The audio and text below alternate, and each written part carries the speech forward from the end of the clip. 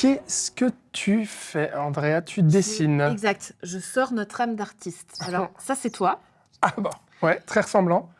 Et ça va être moi. Voilà, petite frange, yeux. C'est jeudi, hein. Ouais, On bah oui. parle culture.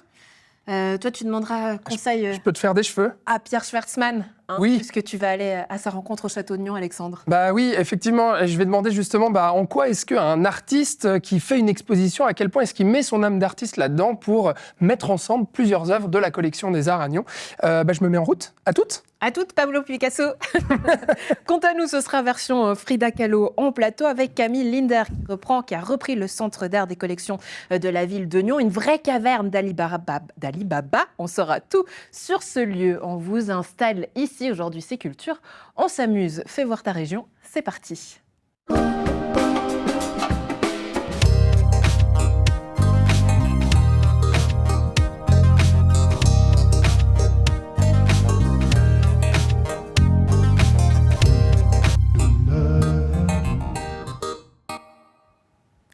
Et pour commencer, et en bref, des nouvelles de l'incendie qui avait lieu hier à Bière, mercredi 21 février à 5h du matin. Un incendie s'est déclaré et brûlé la salle de gymnastique du collège. Des nouvelles puisque les premiers éléments de l'enquête semblent désormais indiquer un acte d'origine criminelle. La police lance un appel à témoins. Le ministère public a été informé et la procureure en charge a ouvert une enquête. Les inspecteurs de la cellule incendie et la division incendie de la police de sûreté s'occupent des investigations. Concernant les 200 élèves de l'établissement, ils pourront probablement retourner dans l'établissement à partir de lundi.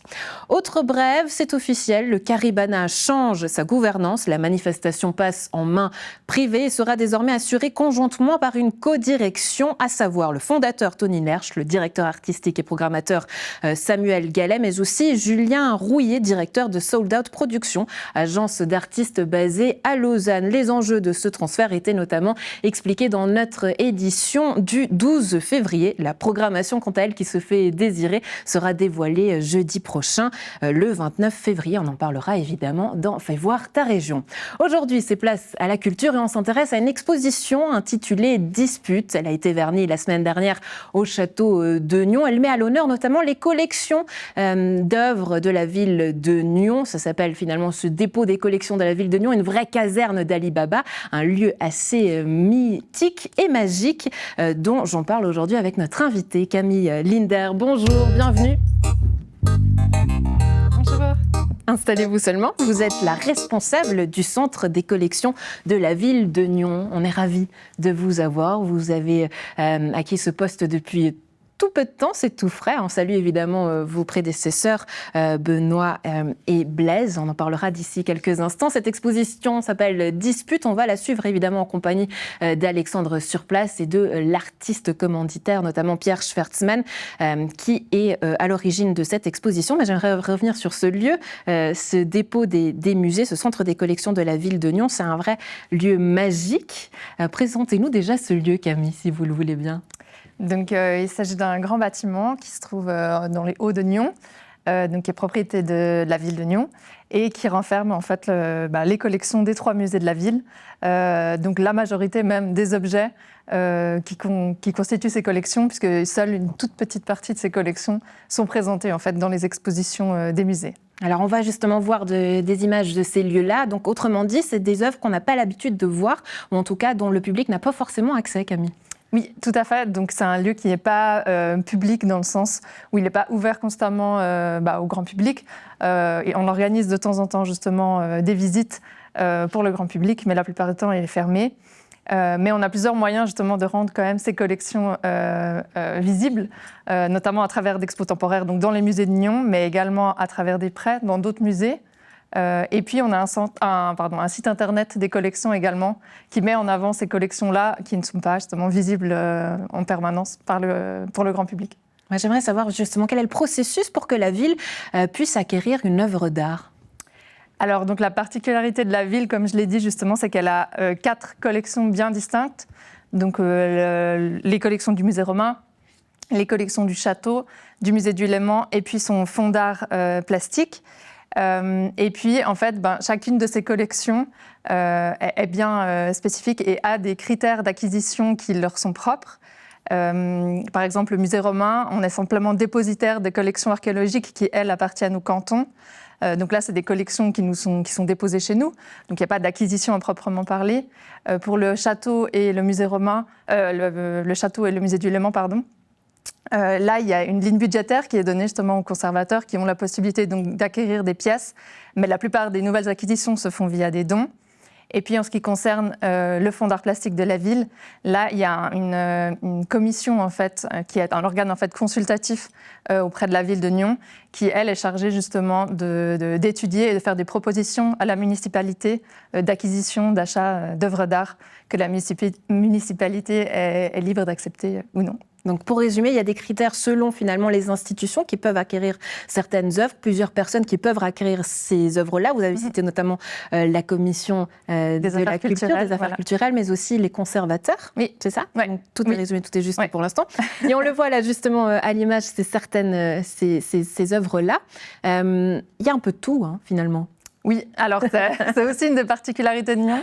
À Nyon, on a la chance, donc le centre des collections, de renfermer les collections, enfin c'est un centre de collection mutualisé pour 3 musées justement, donc ce qui offre une palette justement d'objets, de taille, de formes, de matériaux très très variés. Et puis c'est vraiment en fait la richesse de ce centre des collections-là. Il y a de plus en plus de centres d'ailleurs qui se créent actuellement et qui font des réserves mutualisées de musées. Donc c'est vraiment une tendance qu'on observe actuellement.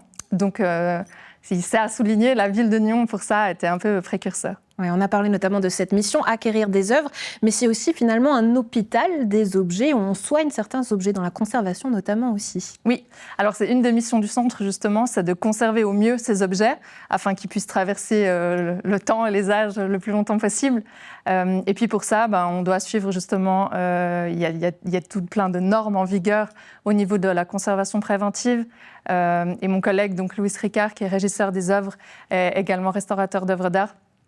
Et puis, il y a vraiment toute une connaissance de la chimie des matériaux afin de savoir justement quels sont les meilleurs matériaux à utiliser pour conserver ces objets. On va en parler d'ici quelques instants parce que ça touche aussi finalement à vos intérêts personnels au travers de votre cursus universitaire. Je vais y revenir d'ici quelques instants. Mais je vous propose qu'on aille justement à la découverte de cette exposition. On t'accompagne Alexandre. Pierre Schwerzmann a eu carte blanche, artiste lui-même nyonnais. C'est lui qui a finalement mis en relation toutes ses œuvres, plus de 150 œuvres d'artistes. Alexandre, tu es sur place au château de Nyon. Oui, effectivement, Andrea. Donc, pour voir cette exposition Dispute à voir donc jusqu'au 28 avril en votre compagnie, Pierre Schwerzmann. Bonjour, Pierre. Bonjour. Alors, Pierre, eh bien, vous êtes un artiste nyonnais. Andrea l'a dit, vous avez eu carte blanche pour justement, mettre ensemble des œuvres, confectionner cette exposition, faire une scénographie. J'aimerais déjà savoir, juste avant, vous étiez en visite commentée avec des élèves du gymnase de Nyon. Vous-même, vous étiez enseignant en art plastique. Comment ça s'est passé cette visite avec les jeunes? Alors, je me suis retrouvé vraiment comme chez moi, avec des élèves gymnasiens qui sont en option spécifique art visuel, et hyper attentifs, curieux et posant des questions. Et je dois dire que j'ai adoré cette visite. Bon, on va voir si moi aussi je suis tout aussi attentif et curieux que les élèves. Vous m'emmenez, du coup, on va voir cette exposition. Alors, on va passer par ici parce que, donc, est-ce qu'il y a un sens déjà ou pas à cette exposition? Parce que tout à l'heure, vous m'aviez dit avant qu'on enregistre, oui, finalement, il y a un sens contraire aux aiguilles d'une montre. On va se balader de ce côté-là. Alors, je dirais pas ça tout à fait comme ça. C'est techniquement, comme j'ai titré, chaque paroi recevant cette configuration d'œuvre, j'ai dû donner un sens en numérotant les choses. Mais c'est le concept du labyrinthe qui a été à l'origine du type d'expographie que j'ai souhaité mettre en place. Et donc, la figure du labyrinthe avec des parois qui augmentent les surfaces portantes des œuvres ont permis quand même d'accrocher quand même 160, 170, 180 œuvres. Ouais. Donc datant du 19e siècle jusqu'à aujourd'hui. J'ai une question, Pierre, parce que vous êtes artiste. Comment ça se passe pour qu'un artiste devienne commissaire d'exposition? C'est quoi le travail en fait qui vous a été demandé? Vous allez chiner dans les collections d'art de la ville, vous allez trouver... Comment ça se passe? Bon, Puis on va avancer un petit peu dans l'exposition. Alors déjà une chose, je m'intéresse passablement à ce que les autres produisent dans le domaine de l'art. Oui. Et je crois que cette carte blanche qui m'a été confiée tient certainement à ça et à mon fort intérêt pour l'agencement d'œuvres, dans le sens que je ne crois pas à l'autonomie du tableau. Pour moi, le tableau est toujours pris dans un contexte et on peut rentrer dans un tableau, mais on peut aussi en sortir et passer à un autre tableau. Et la circulation entre tableaux est quelque chose qui m'intéresse de longue date, et même de passer d'un tableau, comme on le voit peut-être ici, avec ces étoupes d'Ignacio Betua. Si vous regardez un peu ces deux assemblages d'étoupes dans des coffrets en plexi, et la nature du mur, et cette espèce de figure maternelle, d'ailleurs j'ai appelé ça sous le regard de la mère, et il y a une relation entre les tableaux et le mur, et donc l'environnement qui aurait tendance à valoriser, à sublimer l'environnement. Mais comment on les choisit, ces œuvres? Parce qu'il faut en retenir 150 ensuite pour faire un accrochage et puis les faire dialoguer entre elles, hein, c'est ça justement qu'on comprend. Comment on les sélectionne? D'abord, j'avais des archives sous forme de classeurs dont je tournais les pages et déjà là, j'étais dans l'idée des agencements. Je me disais, mais ça renvoie à ça qui irait bien avec ça. Donc, je note les choses. C'était pas forcément dans un jugement de valeur par rapport aux œuvres présentes, mais dans un sens d'une histoire de cette collection où, en son temps, les choses achetées par la ville, bon, les premières œuvres appartenant à la ville ont souvent été le résultat de donations, de dons, et progressivement, elles ont été achetées après. Elles ont été achetées et ça s'est professionnalisé dès les années, on va dire, 75, avec la constitution d'une première commission culturelle qui s'est professionnalisée, on va dire, au fil du temps. On va juste poursuivre un tout petit peu par ici. Et puis, la question que je voulais vous poser, Pierre, c'est, vous avez appelé cette exposition « Dispute ». Pourquoi? Ça veut dire qu'on se dispute les œuvres d'art quand on les achète? Ça veut dire qu'on se dispute sur l'agencement des œuvres? C'est quoi? Oui, mais la question est cette dispute qui met en scène le goût et les couleurs. Et là, la dispute, c'est une confrontation de pièces anciennes, de pièces nouvelles, qui font que tout à coup, on voit apparaître dans la collection beaucoup d'œuvres venant des femmes. Ça dépend aussi des infrastructures d'achat, où il y a plus de femmes maintenant dans ces infrastructures d'achat qu'auparavant, et que ce changement dans les acquisitions fait que dans leur confrontation, eh bien, il y a quelque chose qui est de l'ordre peut-être de la dispute, si l'on tient compte de cette ce magnifique portrait impérial dont le trône est tenu par une jeune femme. Donc la structure et la technique de réalisation de cette œuvre est, on va dire, d'origine de la couture, de la broderie, de l'usage des tissus, et que on trouve cette figure qui a ce caractère impérial, comme je viens de le dire, confronté à cette peinture plus classique d'un artiste Jean Knechtry, Voilà, qu'on voit juste derrière. Dernière question avant qu'on passe justement à vos coups de cœur, hein, juste après. Ça veut dire quoi que cette exposition finalement que vous avez constituée avec une carte blanche, c'est une œuvre d'art en elle-même vu que vous êtes vous-même artiste? C'est votre œuvre? Je considère que j'ai constitué ça comme un peintre en faisant intervenir et le sens et les couleurs et les cadrages et les supports également des tableaux qui, comme vous le voyez, sont hyper colorés. Là, on a fait ça avec Vincent Libert et Conservateur du château de Niaux. voilà, et que c'est véritablement une circulation dans une histoire et dans un ensemble en passant parfois avec des chocs de contraste. Et je pense que ces deux portraits sont hyper contrastés Oui. et pourraient rentrer justement en dispute. Bon, voilà, et ben on va poursuivre justement après. On va justement dialoguer, nous aussi, Pierre, continuer et ben à s'immiscer dans cette exposition, Andrea. Et puis juste après, Pierre va nous donner justement ses coups de cœur parmi toutes ces œuvres et surtout leurs agencements. Tu l'auras compris. On se réjouit de retrouver ces coups de cœur. Pour la petite histoire d'ailleurs, Camille, vous étiez élève de Pierre Schwartzmann à l'école. Tout à fait. Je crois que j'étais Donc on se retrouve tous finalement autour de cette exposition, mais sans dispute pour le coup. Pour revenir sur ce que Pierre disait, il y avait un aspect assez intéressant en disant que peut-être qu'aujourd'hui il y a des sensibilités différentes, notamment quand on acquiert des œuvres parce qu'il y a plus de femmes aussi. Mais la question que j'aimerais vous poser, c'est est-ce qu'aujourd'hui vous n'avez pas aussi un rôle de savoir quelle œuvre on acquiert. Finalement, c'est une trace qu'on laisse dans le patrimoine. On pourrait se dire, on accueille un tableau parce qu'il a une certaine valeur artistique, mais c'est aussi finalement des objets qu'on va chercher parce qu'ils font partie peut-être d'un quotidien. Aujourd'hui, on pourrait se dire, on va acquérir, je sais pas moi, un iPhone, allez bêtement parce qu'il est là devant mes yeux, mais ça peut devenir un objet d'art parce qu'il dit quelque chose d'un moment dans notre société. Oui, complètement.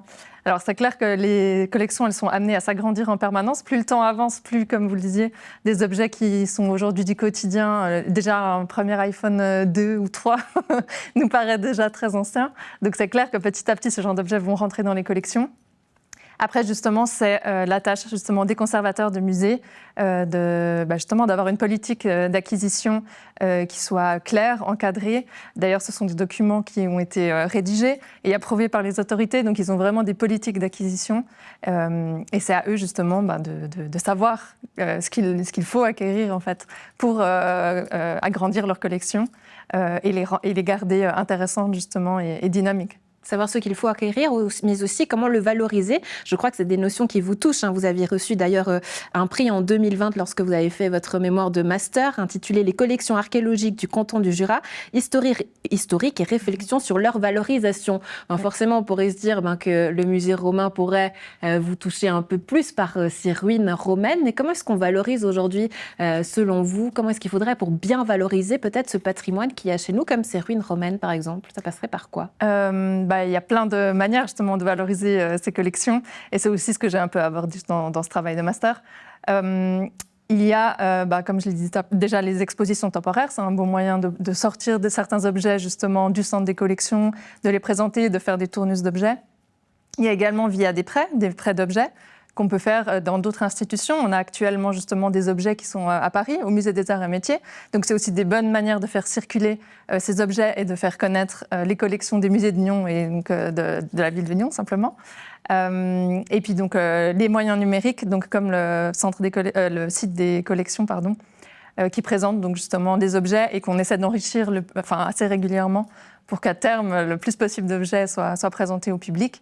Et puis la ville de Nyon a actuellement d'autres projets comme la valorisation de l'amphithéâtre. Donc c'est des choses qui sont en cours. En termes de chiffres, peut-être, combien d'objets aujourd'hui sont dans ce dépôt? Alors on compte à peu près 100 000 objets actuellement au centre des collections. On n'aime pas trop le terme de dépôt justement, qui a une image plus de dépôt passif. Centre des collections. Et combien de budget est-ce qu'on a pour acquérir des œuvres par année? Alors ça, c'est compliqué de répondre. Moi, je n'ai pas les yeux sur ce budget-là. Je sais juste que la Commission des affaires culturelles, elle, publie un rapport chaque année. Il est public, vous pouvez le trouver en ligne. Pour l'année passée, avait un budget de 23 300 francs, par exemple. Donc pour ce fonds-là. Et ensuite, chaque musée, elle, a une ligne budgétaire qui lui est propre. Voilà. On va parler des coups de cœur de Pierre Schwartzmann d'ici quelques instants. Donc, puisqu'on est entre nous, Camille, j'aimerais savoir, allez, vos coups de cœur à vous. Déjà, l'objet le plus insolite que vous ayez vu dans ce centre des collections, ça serait lequel? Alors, il y en a beaucoup, il y en a tellement. Mais actuellement, je dirais celui qui me fait toujours rire ou qui me met un peu des petites paillettes dans les yeux. On a une énorme combinaison de scaphandres, un scaphandrier justement. Et puis moi, ça me rappelle les lectures de Tintin et tous ces voyages au fond des mers. Et c'est vraiment un objet assez insolite. Et quand des gens visitent le centre, il est tellement imposant. Souvent, les personnes le remarquent. Ouais. Ouais. Et l'objet que, finalement, l'œuvre que vous aimeriez avoir dans votre salon, celle que vous direz, ben tiens, cette œuvre-là, dans mon salon, à moi, ce serait laquelle? Est-ce qu'il y a un coup de cœur? Ah là là, il y en a beaucoup, il y en a tellement. Justement, enfin, ça dépend. Donc, on a le fond d'art plastique pour des œuvres plus modernes, où là, il y en a beaucoup qui sont très sympathiques. Et puis, pour des tableaux aussi plus historiques, on a les collections donc, du château et du musée du Léman qui sont très fournies. Mais c'est malheureusement impossible de choisir un coup de cœur, il y en a trop. Je comprends. Bon, on vous aidera peut-être à choisir sur place lors d'une visite. Camille, merci beaucoup Merci d'avoir été avec nous. On va suivre la suite et les coups de cœur de Pierre Schwartzmann. Vous avez une petite idée? Qu'est-ce qui plaît à Pierre, vous qui étiez une ancienne élève? Vous savez un peu ses goûts artistiques? Je dirais plutôt art contemporain, mais contemporain. sûrement qu'il va nous surprendre. Allez, Alexandre, dis-nous tout justement des coups de cœur de Pierre Schwartzmann. Oui, eh bien, art contemporain peut-être, on va le voir justement avec Pierre, mais regarde, Pierre se trouve justement devant une maquette, pas n'importe laquelle, parce qu'en fait, il s'agit de la maquette de l'exposition, Andrea. Donc en fait, tu vois, toute la balade que j'ai faite en première partie, eh ben en fait, on la retrouve en miniature ici. Finalement, Pierre, ça montre en fait le travail d'agencement qui a été fait. Vous l'avez pensé comme ça en miniature avec, bah voilà, on retrouve les accrochages, on retrouve le tableau justement de cette femme conquérante juste ici, et puis d'autres accrochages derrière. Donc ce travail-là, il s'illustre ici, hein. Voilà, oui, c'est une procédure de travail qui m'a permis de remplir mon mandat ensuite au château. Vous avez parlé de coup de cœur, ben, c'est pas exactement comme ça que j'ai procédé dans la mesure où pour moi, c'est l'ensemble de la collection qui a été un coup de cœur dans la possibilité de circuler dans une histoire à travers ces images ou donné au début du XXe siècle, fin XIXe, et progressivement, les commissions culturelles d'achat se sont professionnalisées avec des achats. Et c'est plutôt la collection dans son ensemble. C'est pas que je veuille pas prendre de risques. Il y a évidemment, il y a une magnifique photo que j'ai découvert dans les archives de Geraldo de Barros. Venez avec moi, on va la voir justement, on va la montrer, Pierre. Surprise pour moi parce que j'ignorais que une œuvre de cette envergure se trouve dans cette collection. Voilà, c'est celle-ci. Et en même temps, voilà, elle est dans une relation amicale avec ses voisins, voisines également. Puisque comme je l'ai constaté, il y a vraiment progressivement un grand nombre de femmes artistes dans cette collection ces dernières années et tout le monde en est ravi, je crois. Et on s'aperçoit qu'une collection montre aussi cette histoire de changement, d'univers et d'époque, effectivement. Et puis regardez ici, vous m'aviez dit quand même, parce que vous avez quand même réussi à choisir, vous m'avez dit on va parler ici de ce mur-là, avec ces tableaux-ci. Je vais juste vous donner le micro, comme ça vous pouvez nous expliquer, et moi je peux les filmer. Alors dites-nous tout. Alors écoutez, moi je vais plutôt commencer en parlant de l'ensemble du tableau, je vais vouloir vous parler plutôt de celui-là, de Philippe Monod. Et c'est vrai que quand je l'ai vu dans le classeur de la collection, eh bien, il y avait une espèce d'image silhouette qui apparaissait au niveau de la page photocopiée. Je dis, mais ça c'est étrange, c'est vraiment pas mal. Et quand j'ai vu l'image réelle, l'œuvre de Philippe Monod, je me suis aperçu qu'il n'y avait pas du tout de silhouette dessus, mais que c'était l'image du photographe. Mais ça m'a permis de voir que cette œuvre, elle tient le coup dans l'ensemble des agencements. Mais alors, pourquoi l'agencer avec les autres tableaux qu'on voit, justement? Comment vous avez choisi d'agencer celle-ci avec les autres tableaux-là? Alors, ça se fait d'une façon aussi intuitive qu'un peintre peut le faire. Il va choisir une couleur, mais il va pas la penser du jour. Il pense avec ses mains. Donc, je crois avoir pensé un peu avec mes mains en déplaçant les pièces les unes à côté des autres jusqu'au moment où ça fasse un peu tilt en me disant c'est là que ça doit aller. On voit par exemple, ben voilà, il y a une photo de Léonore Beau ici avec ces figures fantomatiques de cerfs, j'imagine, et qui ont l'air aussi d'être dans un espèce d'univers d'apparition. Et nous avons également dans cette photographie une figure qui progressivement apparaît. Alors j'ai appris que ça s'appelait la pareidolie, hein. C'est le fait de voir entre les nuages apparaître un mouton, une tête de bonhomme ou autre chose, donc de voir dans des éléments un peu chaotiques, d'avoir besoin de circonscrire des images qui nous rassurent. Et là, on voit un portrait. Et ben voilà, le chaos, la dispute aussi, c'est le titre donc de cette exposition dont vous avez été le commissaire avec une carte blanche, cher Pierre Schwertzmann, à voir donc au Château de Nion jusqu'au 28 avril. Et ben voilà, Andrea, comme ça tu sais tout, à la fois sur le processus de l'artiste, et puis tu as vu quelques œuvres, ben voilà, je pense que ça te donne envie, hein. Oui, ça me donne envie. Mais d'ailleurs, j'ai une petite anecdote pour nos téléspectateurs. Alexandre, est-ce que tu peux nous remontrer le mur qu'on a vu tout à l'heure? Et montre-moi le tableau avec les cactus. On va le voir à l'écran. Oui, alors ce tableau-là, je l'ai repéré ailleurs en ville de Nyon. Il fait partie des coups de cœur d'un membre de l'exécutif de la ville de Nyon. Alexandre, est-ce que, comme ça, sur un coup de nez, tu saurais dire à qui plaît ce tableau et dans quel bureau il est habituellement? Oh, bah, je vais aller facile. Je vais dire le municipal en charge de la culture, Alexandre Démétriades. Non, c'est faux. Pas trop de risques. C'est faux. C'est le tableau du syndic. Habituellement, vous pouvez voir ce tableau-là dans son bureau-là, parce qu'ils ont tous un catalogue dans lequel, justement, ils peuvent choisir des œuvres pour compléter leur bureau. Donc, ce tableau des cactus, voilà, c'est un coup de cœur du syndic de la ville de Nyon. Merci, Alexandre, pour cette visite. Très belle journée à toi et à Pierre Schwertzmann. Allez, on continue, c'est bientôt le week-end, on passe au bon plan.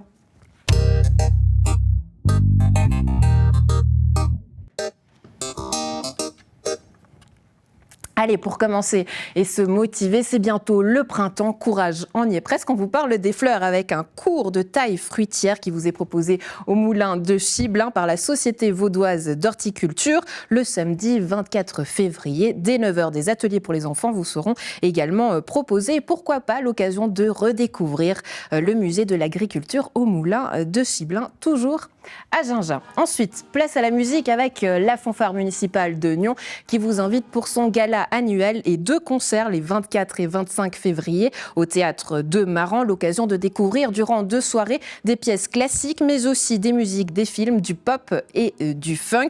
La quarantaine de musiciens jouera évidemment sous la direction de Vincent Maurer qu'on voit juste ici à l'écran et à la baguette. Ensuite, place au rock avec un groupe de chez nous, un groupe glandois qui va venir non pas 1, non pas 2, mais 3 albums. Rendez-vous ce samedi 24 février du côté du Backstage Pub à Gland, juste ici les 3 albums. Et d'ailleurs, ils ont un petit message pour nous, écoutez. Salut l'RTV, c'est My Band. Venez ce samedi au Backstage, 22h30, je vernis mes 3 albums. À 21h15, il y a aussi le jeune groupe Showcave qui va bastonner. Et 22h30, My Band. Pas d'album. Excuse-moi, tu fais pas partie de My Band, toi, il me semble. Hein. Mais toi? Bah, moi, je suis le batteur, je suis le plus important. Le plus important. C'est pas le chanteur, c'est le plus important. Non, non. Tu dis quoi? T'arrives que ça. C'est le guitariste. Bon, bref, venez, 22h30, ce samedi au Backstage. Ah bah, My Band, ça cogne. C'est peut-être le message qu'il faudra retenir. Donc, ce vernissage le samedi 24 février. Pour la semaine prochaine déjà, on monte sur scène au théâtre de Grandchamp pour découvrir la pièce Occident, à voir le jeudi 29 février, mais aussi le vendredi 1er mars à Gland au théâtre de Grandchamp. Une pièce proposée par la compagnie Pasquier-Rosé. Enfin, chose promise, chose due, Rasppenzer a enregistré 3 clips sur le plateau de NRTV. Alors, pour la petite histoire, le meilleur clip avait été attribué à Rasppenzer lors de la soirée rock faite par Rodolphe Henner, organisée par Rodolphe Henner. C'est un clip qui avait conquis notamment presque les États-Unis puisqu'ils avaient fait une tournée jusqu'à la base. C'est un groupe de chez nous, né à Founet dans les années 1979. Eh bien, aujourd'hui à l'image, sur NRTV, eh bien, ça donne ça. 3 clips que vous pouvez désormais découvrir sur notre antenne. Voilà le meilleur clip qui a été attribué donc à Rasppenzer. Ces clips sont enregistrés et à voir désormais sur notre antenne. Si leur histoire vous intéresse, vous pouvez revoir notre Fais voir ta région du 11 janvier.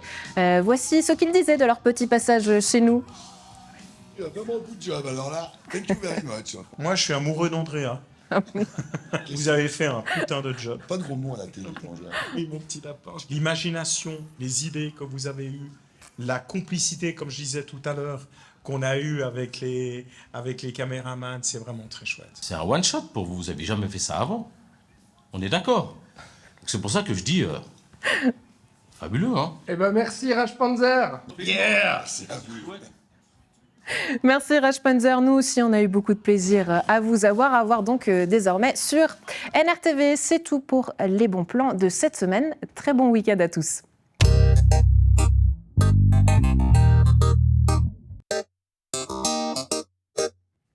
D'autres recommandations culturelles, mais cette fois-ci données par nos invités. Ils sont passés sur ce plateau et ils vous donnent désormais leur coup de cœur. Ça s'appelle Les Kiffs et c'est à voir. Mon kiff, c'est en ce moment, Au nom de la terre, pour rester dans le sujet de l'agriculture. Alors, mon kiff, c'est les chansons qui reprennent le sujet de l'agriculture. Mon kiff, c'est Lorenzaccio de Musset. C'est une pièce de théâtre qui m'a un peu guidé dans ma vie, que j'ai lu par un prof que j'aimais beaucoup au gymnase. Je kiffe le documentaire sur David Beckham. Je ne dirais pas que je kiffe par rapport à ce film, bien au contraire. C'est une réalité du moment de la problématique de l'agriculture et j'aurais mieux aimé qu'il n'existe jamais. Mais je ne peux que vous encourager à aller le voir. Il y a par exemple Lilian Renaud, sa chanson qu'il a fait il y a quelques années, et puis aussi Wilska qui a fait un rap de 2 minutes 50 pour l'agriculture. Et ça, je trouve que c'est vraiment chouette. Il y a des artistes qui prennent un peu le sujet et puis qui le tournent d'une façon qui est super chouette. C'est l'histoire de quelqu'un à Florence qui n'est pas content de comment va le monde et qui a une lutte pour amener la démocratie à Florence, et malheureusement, il n'y arrive pas. C'est la lutte entre l'idéal, la réalité, l'espoir et le désespoir, et la complexité de notre monde. Et un très beau discours à la Lune qui reste dans mon cœur pour me mener la vie de tous les jours. Ça montre la résilience de l'homme, du sportif, et qu'on a quasiment appris qu'il s'est fait haïr par un pays entier, il a continué à aller de l'avant. Et pour moi, c'est un message positif dans l'adversité. Pourquoi pas nous faire part aussi de vos coups de cœur à la maison. Dites-nous en plus sur les réseaux sociaux. On pourra en parler notamment sur le plateau. Quant à nous, on se retrouve à partir de lundi. Très bon week-end à tous. Ciao, ciao.